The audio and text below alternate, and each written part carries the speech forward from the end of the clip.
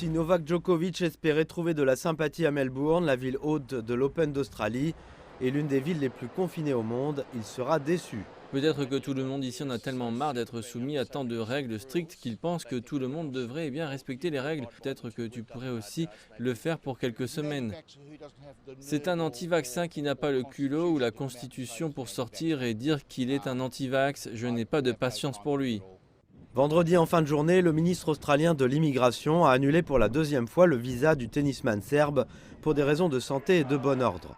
Les documents montrent qu'il a estimé qu'une personne très en vue comme Djokovic pouvait présenter un risque pour les Australiens en provoquant une augmentation du sentiment anti-vaccination.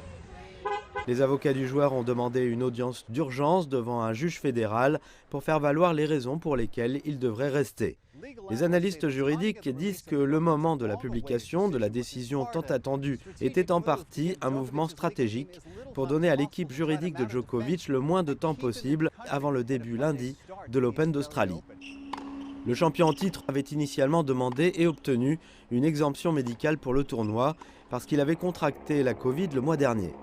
Tous les joueurs et le personnel doivent être entièrement vaccinés pour participer à l'Open de cette année. Eh bien, je pense que tant que l'exemption est valable et qu'ils ont des raisons valables, je ne vois pas de problème avec ça. Mais le gouvernement australien a justement un problème avec ça, exigeant que tous les visiteurs étrangers soient entièrement vaccinés.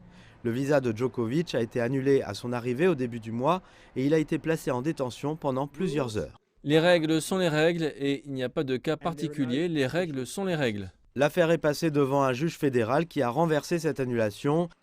Il apparaît maintenant que Djokovic a trompé les autorités australiennes sur sa déclaration d'entrée relative au voyage à l'étranger au cours des 2 semaines précédentes et il a reconnu avoir participé à une interview avec un journaliste français alors qu'il était infecté par la Covid-19 le mois dernier.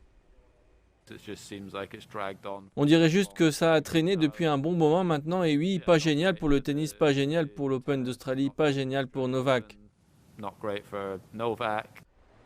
Si ses avocats n'obtiennent pas gain de cause, Djokovic risque d'être expulsé et pourrait être interdit de retour en Australie pendant 3 ans.